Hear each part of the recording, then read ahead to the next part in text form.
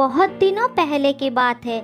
शांतिपुर में एक बहुत बड़ा जंगल था।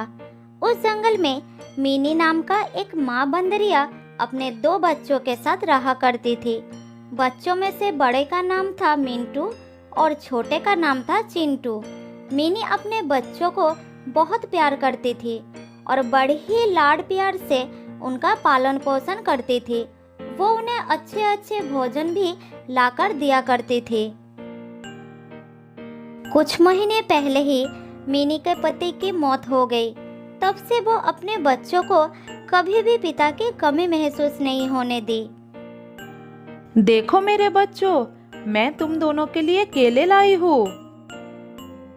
अरे वाह, मजा आ गया। मुझे केले चाहिए, मुझे केले चाहिए।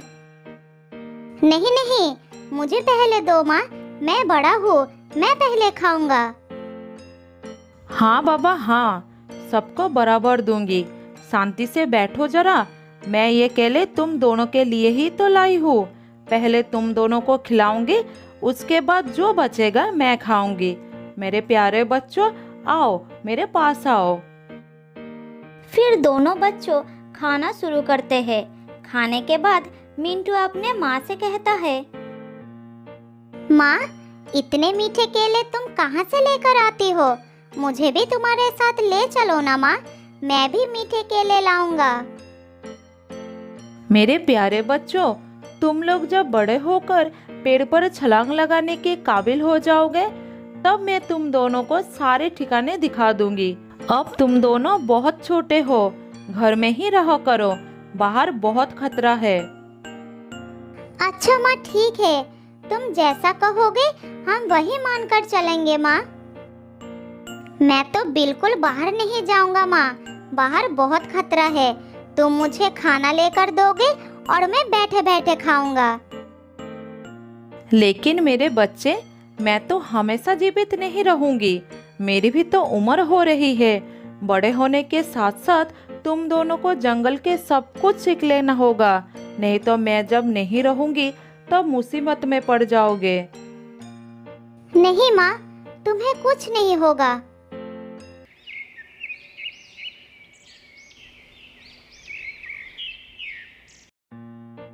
इसी तरह समय बीतता गया और समय बीतने के साथ साथ मिंटू और चिंटू बड़े होते जाते हैं। मेरे प्यारे बच्चों, तुम दोनों अब बड़े हो गए हो, इसीलिए मैं चाहती हूँ कि तुम दोनों मेरे साथ चलकर भोजन की तलाश करना सीखो। जंगल के नियम के बारे में जानो, जिससे तुम लोग खुद से अपना भोजन ढूंढकर अपना पेट भर सको। हाँ हाँ माँ, मैं तो कब से जाने के लिए तैयार हूँ। मुझे अभी ले चलो माँ। मैं इस घर के बाहर कभी नहीं गया हूँ। मुझे जंगल देखने का बहुत मन कर रहा है माँ। नहीं माँ, मैं नहीं जाऊंगा। मेरी तबीयत ठीक नहीं लग रही है, तुम दोनों जाओ।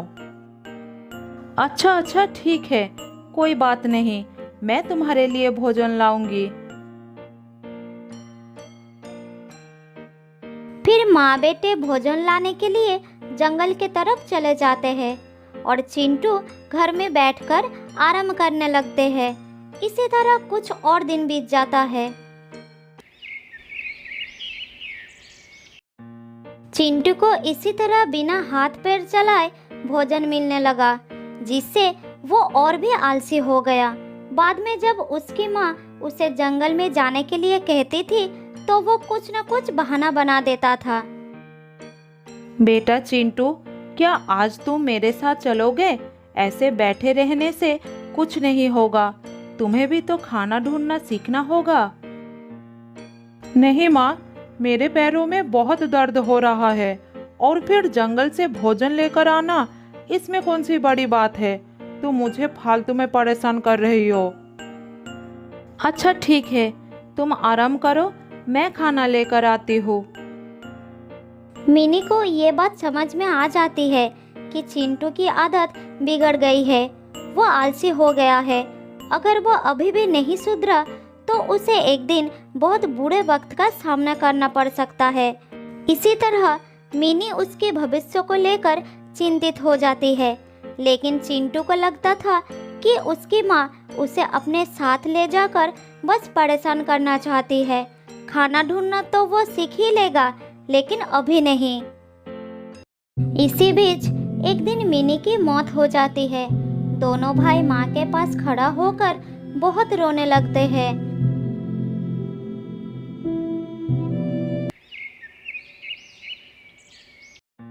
अगले दिन मिंटू अपने भाई को कहता है, देखो भाई, अब हमारी माँ नहीं रही, अब हमें खुद से सारा काम करना पड़ेगा।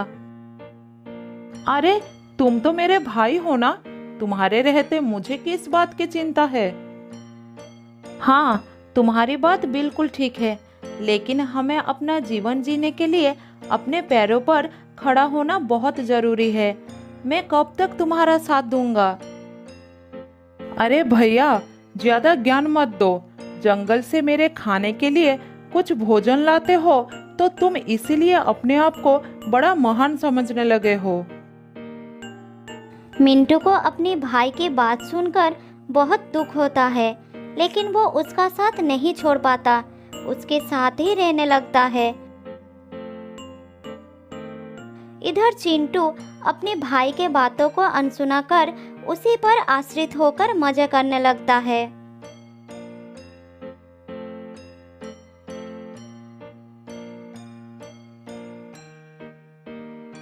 अरे चिंटू, कहाँ हो? ये देखो, आज मैं तुम्हारे लिए आम लेकर आया हूँ। जल्दी आओ, आम बहुत ही स्वादिष्ट है। फिर चिंटू अपने भाई के पास आकर आम खाने लगता है। इसी तरह दिन बीतता गया।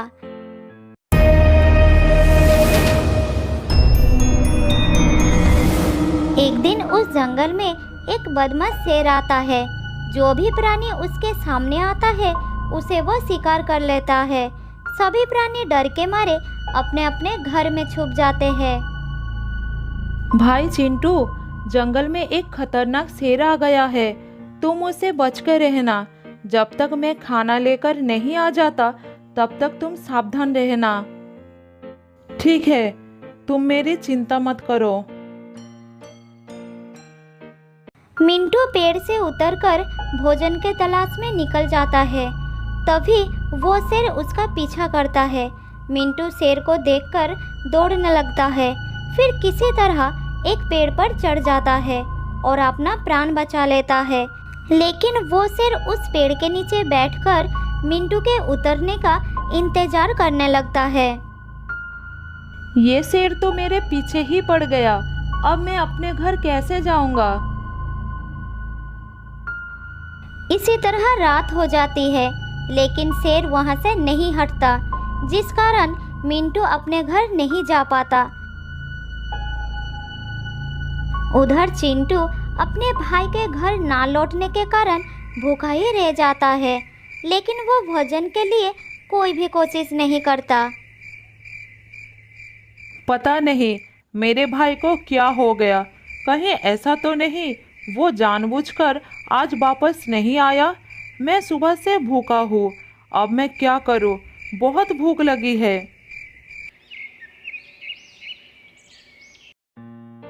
चिंटू पूरी रात ही भूखा रहता है।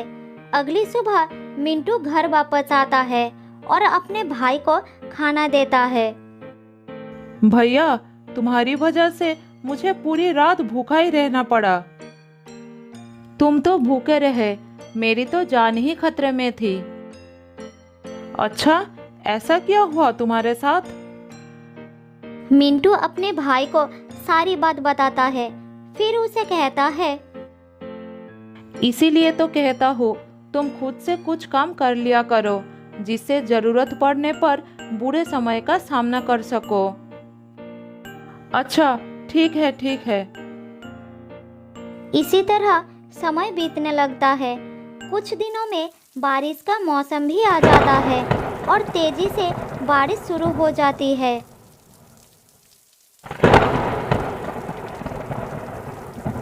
भैया, बहुत भूख लगी है, कुछ खाना ला कर दो ना, रहा नहीं जा रहा है। मैं क्या कर सकता हूँ, बारिश थमने के नाम ही नहीं ले रही। क्या हम बारिश में खाना लाने के लिए जा नहीं सकते हैं? माँ ने कहा था आंधी तूफान या तेज बारिश होने लगे तो घर से बाहर नहीं निकलना, जान को खतरा हो सकता है। दोनों भाई भूखे प्यासे बारिश रुकने का इंतजार करने लगते हैं। दिन ढलकर रात हो जाती है, लेकिन बारिश लगातार होती रहती है। सुबह होने पर वो देखते हैं कि जंगल में बाढ़ आ गया है और ऊपर से बारिश भी नहीं रुकी थी। हे भगवान, पूरा जंगल बारिश के पानी में डूब गया है, अब क्या करूं? भूखे भाई का हाल देखकर मिंटू से रहा नहीं जाता और वो खाने के तलाश में जाने लगता है। तुम अपना ख्याल रखना, मैं खाने की तलाश में जा रहा हूँ। मैं भी तुम्हारे साथ चलूंगा भाई। नहीं, अभी नहीं, बाहर बहुत खतरा है, बारिश भी हो रही है, मैं जल्दी कुछ खाना लेकर आ जाऊंगा। मिंटू खाना लेने के लिए चला जाता है और चिंटू घर पर भैया के लौटने का इंतजार करता है। बहुत समय बाद भी मिंटू वापस नहीं लौटता। अरे भैया अभी तक वापस क्यों नहीं आया? इतनी देर हो गई, भूख से तो मेरी जान निकल जा रही है। अगर मुझे खाना ढूंढने का अनुभव होता तो मैं खुद चला जाता। चिंटू को बहुत ही पछतावा होता है कि वो हमेशा दूसरों पर निर्भर रहा। उसने कभी भी किसी चीज को पाने की कोशिश नहीं की, जिसके कारण आज वो संकट में फंसा हुआ है। कुछ दिनों से लगातार भूखे प्यासे रहने से चिंटू की हालत बहुत खराब हो जाता है। फिर एक रात उसे भूखे सोना पड़ता है, लेकिन चिंटू के लिए उस रात के बाद अगली सुबह नहीं होती। वो हमेशा के लिए सो जाता है। तो दोस्तों, इस कहानी से हमें ये सीखने को मिलता है कि हमें कभी भी दूसरों पर आश्रित नहीं रहना चाहिए। बहुत साल पहले की बात है। एक जंगल में रहती थी एक लोमड़ी। वो बहुत झूठ बोलती थी। उसे इधर की बातें उधर लगाने का बड़ी शौक थी।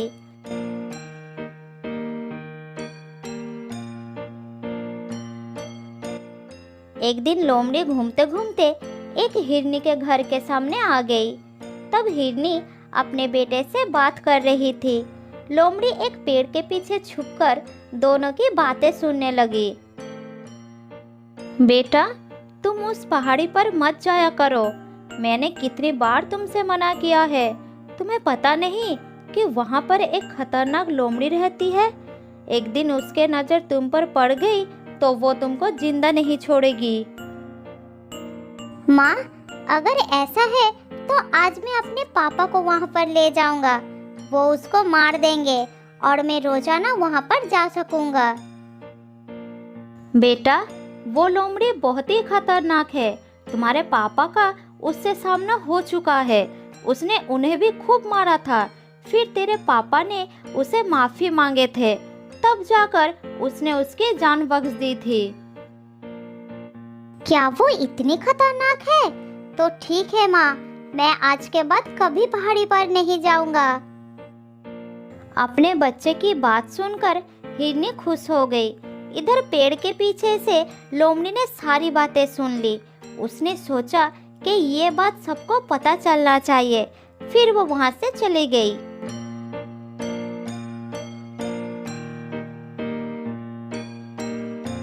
वापस जाकर वो एक एक करके सारे जानवरों को ये बात बता दी कि हिरनी का पति एक लोमड़ी से पिट कर आया है। उधर हिरनी का पति जब जंगल में घूम रहा था, तब हर जानवर उसका मजाक बना रहे थे। वो सब यही कह रहे थे कि वो एक लोमड़ी से मार खा कर आया है। यही बात सुन सुनकर उसे बहुत गुस्सा आ गया। तब वो अपने घर पहुंचकर हिरनी के ऊपर बरसने लगा। तुमने लोमड़ी से कहा कि मैं एक लोमड़ी से मार खा कर आया हूँ। यही बात उसने पूरे जंगल में फैला दी है। तुमने ऐसा क्यों कहा? पति की बात सुनकर हिरनी ने उसे सारी बात बताई। अरे सुनो सुनो, गुस्सा मत करो, मैंने सिर्फ हमारे बच्चे को डराने के लिए कह दिया था और वो मान भी गया। मुझे नहीं पता कि लोमड़ी ने ये बात कब सुन ली।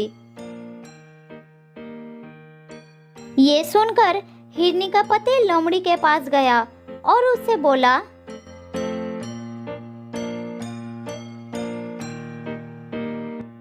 मेरी बीवी ने ये बात केवल मेरे बच्चे को डराने के लिए कही थी और तुमने इस झूठ को पूरे जंगल में फैला दिया।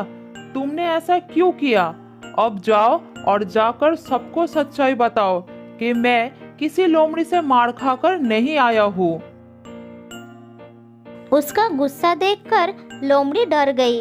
उसने फिर सबके पास जाकर ये बात फैला दी कि ये सिर्फ एक झूठ था।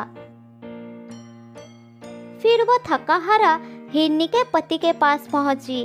तब उसने उसे माफ कर दिया और लोमड़ी अपना घर लौट गई।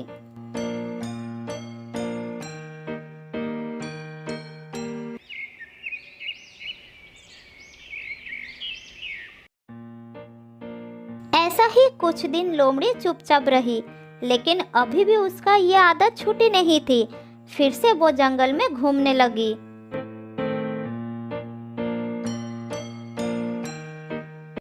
एक दिन शेर महाराज गुफा के सामने आराम कर रहा था।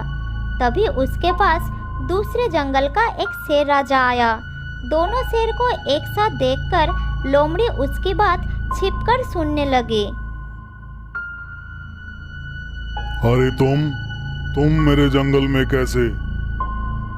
मैं तुम्हारी तरफ दोस्ती का हाथ बढ़ाने के लिए आया हूँ। दोस्ती का हाथ? मेरी तरफ? क्या कहना चाहते हो तुम? शेर खान, तुम्हारा जंगल कितना बड़ा है और मेरा जंगल कितना छोटा। मुझे पता है कि तुमको इस जंगल को संभालने में कितना तकलीफ होता होगा।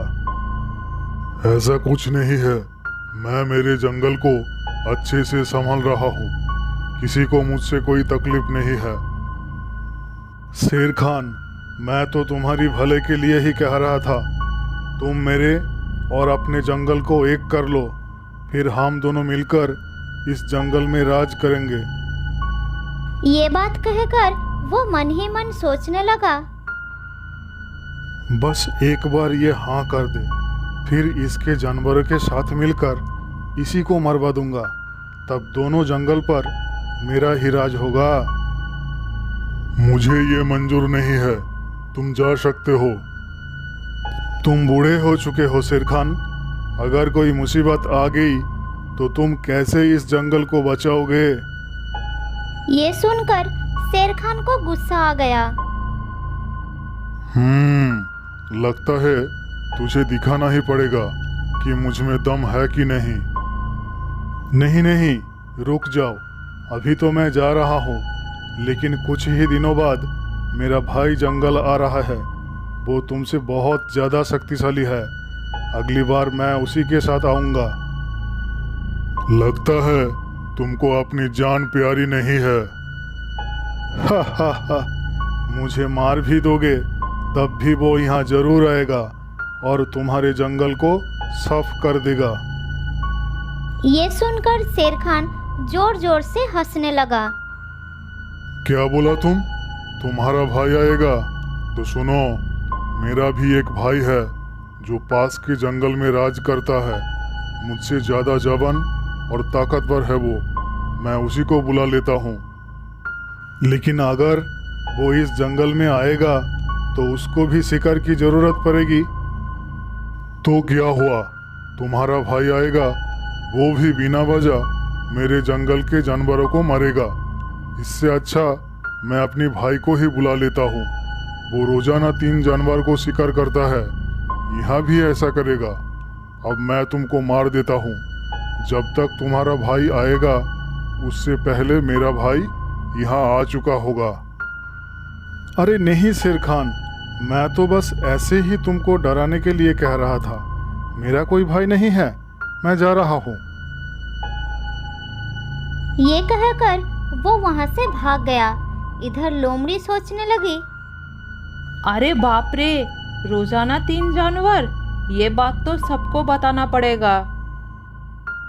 ये कहकर लोमड़ी वहां से चली गई और उसने ये बात पूरे जंगल में फैलाना शुरू कर दी। वो जानवरों के पास जा रही थी और यही कह रही थी, शेरखान अपने भाई को इस जंगल में बुलाने वाला है। अब ये दोनों भाई मिलकर रोजाना 3 जानवरों का शिकार करेंगे और कुछ ही महीनों में जंगल खत्म हो जाएगा। ये सुनकर जानवरों के दिल में डर पैदा हो गया। तब सभी जानवर उस जंगल को छोड़कर जाने लगे। शाम होते होते जंगल एकदम खाली हो गया। शाम को जब शेरखान घूमने निकला तब उसे कोई भी जानवर नजर नहीं आया। तालाब के पास भी दूर दूर तक कोई जानवर नहीं थे। अब उसे चिंता होने लगी। कहीं शेरू ने सच में अपने भाई को बुलाकर जानवरों पर हमला तो नहीं किया? वो सब कहाँ चले गए?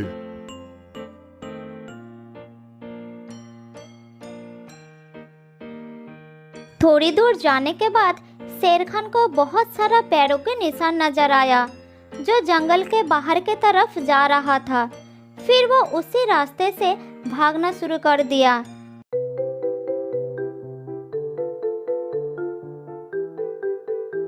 थोड़ी दूर जाने के बाद उसे सभी जानवर जंगल से बाहर जाते नजर आए। शेरखान सबके सामने जाकर खड़ा हो गए। क्या हो गया तुम सबको? कहाँ जा रहे हो जंगल को छोड़कर? थोड़ी देर तो कोई कुछ नहीं बोला। फिर हाथी ने हिम्मत करके कहा, वहाँ रुककर मौत का इंतजार करने से अच्छा है कि हम यहाँ से चले जाए। मौत का इंतजार? तुम लोग क्या कहना चाहते हो? हमें पता चल चुका है कि तुम अपने भाई को भी इस जंगल में बुलाने वाले हो, जो कि रोजाना 3 जानवरों को खाकर अपनी भूख मिटाता है। जब वो यहाँ पर आएगा तो हम में से ही रोजाना 3 जानवर कम होंगे, तो यहाँ कौन रुकना चाहेगा? तुम लोगों को ये किसने कहा? ऐसा कुछ नहीं होने वाला है। हमें ये सब लोमड़ी ने बताई थी। ये सुनकर शेरखान को बहुत गुस्सा आया और वो गरज कर बोला, लोमड़ी, कहाँ हो तुम? मेरे सामने आओ। ये सुनकर लोमड़ी डर गई। वो जानवरों के पीछे छुपी हुई थी। फिर वो धीरे धीरे सामने आई। तुमने ये झूठ क्यों फैलाई? जल्द ही बताओ, इसके पीछे क्या कारण था? महाराज, मैंने आपको कहते हुए सुनी थी। आप शुरू से कह रहे थे कि आप अपने भाई को बुलाने वाले हैं और फिर रोजाना 3 जानवरों का शिकार किया करोगे। मूर्ख, तुमने ये नहीं सुना शेरू क्या कह रहा था? वो अपनी भाई को बुलाकर इस जंगल पर हमला करने के लिए कह रहा था। इसीलिए उसको डराने के लिए मैंने ऐसा बोल दिया कि मेरा भी एक भाई है। असल में मेरा कोई भाई नहीं है और मैं कभी अपने जंगल को बर्बाद नहीं करूंगा। ये सुनकर सब जानवर खुश हो गए और वापस जंगल की तरफ चल पड़े। सुनो लोमड़ी, आने वाले खतरों से होशियार रहना अच्छी बात है, लेकिन पहले पता कर लेना चाहिए कि खबर सही भी है या नहीं। बिना पता किए किसी भी बात को फैलाना अफवाह होती है और अफवाह फैलाने से हमेशा नुकसान ही होती है। ये सुनकर लोमड़ी को अपनी गलती का एहसास हो गया। फिर उस दिन के बाद उसने अफवाह फैलाने की आदत हमेशा के लिए छोड़ दी।